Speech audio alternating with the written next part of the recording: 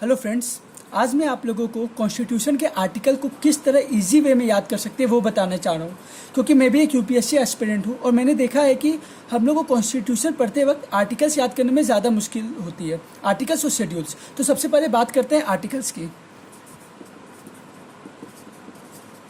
Articles of the constitution. इसके लिए मैं आप लोग को एक स्टेटमेंट बताऊंगा। उस स्टेटमेंट को आप बहुत ही इजी वे में याद कर सकते हो और जिससे आपको आर्टिकल्स याद करने में बहुत ही ज़्यादा इजी होगा। तो देखिए, हमारे कॉन्स्टिट्यूशन में कितने आर्टिकल्स हैं? टोटल 448 आर्टिकल्स हैं, जो कि 25 पार्ट्स में डिवाइड किए गए हैं। अब इन 25 पार्ट्स में से बस 12 पार्ट्स ऐसे हैं जिन्हें हमें याद रखना है, क्योंकि इनका कॉस्ट बाय बेनिफिट रेशियो और दूसरे के कंपैरिजन में ज़्यादा होता है। तो चलिए अब देखते हैं कि वो कौन सा स्टेटमेंट है जो हमें याद रखना है उस आर्टिकल्स को याद करने के लिए। अब देखिए, एक स्टेटमेंट है, उसके हर एक वर्ड के पहले लेटर को मैं कैपिटल में लिखूंगा, जो कि वो जो कैपिटल लेटर है वो रिप्रेजेंट करेगा एक पार्ट। तो स्टेटमेंट है, you can fly directly from United states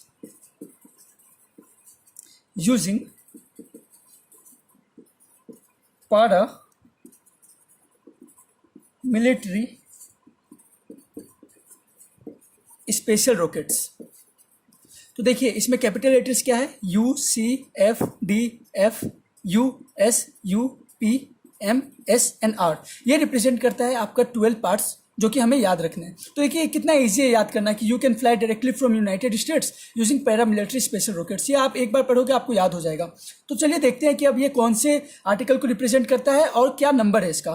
तो देखिए, सबसे पहले जितने भी कैपिटल लेटर्स हैं हर एक वर्ड के, उनको हम लिखते हैं। तो सबसे पहले U, then C, then F, then D, then F, then U, then S, then U, P, M, S and R. ठीक है, चलिए अब इसको हम लोग नंबरिंग करते हैं। सीरियल नंबर 1 2 3 आप लोग जानते हैं, बस उसी अकॉर्डिंग इसको नंबरिंग करते हैं। इसको अपन देते हैं 1 2 3 4। उसके बाद 5 नहीं देके इसको हम लोग देते हैं 4A। फिर ये 5, ये 6, 7 अपने कॉन्स्टिट्यूशन से हटा दिया गया है। 7th आर्टिकल वो 1976 अमेंडमेंट हुआ था। अब आपको पता करना है कि क्यों हटाया गया था, वो क्या था, और वो मेरे कमेंट सेक्शन में आप दे सकते हैं। देन ये 8, ये 9, ये 9A, ये 10, ये 11। ये आपके हो गए आर्टिकल्स। अब ये क्या आर्टिकल क्या रिप्रेजेंट करते हैं ये मैं बताना चाह रहा हूँ। ये आपके हो गए आर्टिकल नंबर जो कि कॉन्स्टिट्यूशन में मेंशन है। यू जो है वो 1, C 2, इसी तरह से R 9। अब मैं 11। अब मैं आपको बताने जा रहा हूँ कि ये क्या रिप्रेजेंट करते हैं। यहाँ पर यू रिप्रेजेंट करता है यूनियन एंड इट्स टेरिटरीज।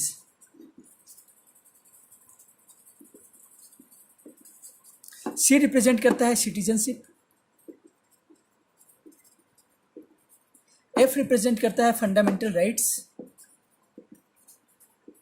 ये रिप्रेजेंट करता है directive policy, principle of state policy. F represent करता है फंडामेंटल ड्यूटीज। यू रिप्रेजेंट करता है यूनियन। एस रिप्रेजेंट करता है स्टेट्स।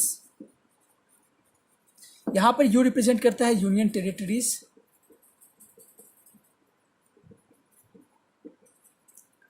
पी रिप्रेजेंट करता है पंचायत। एम रिप्रेजेंट करता है म्यूनिसिपैलिटी।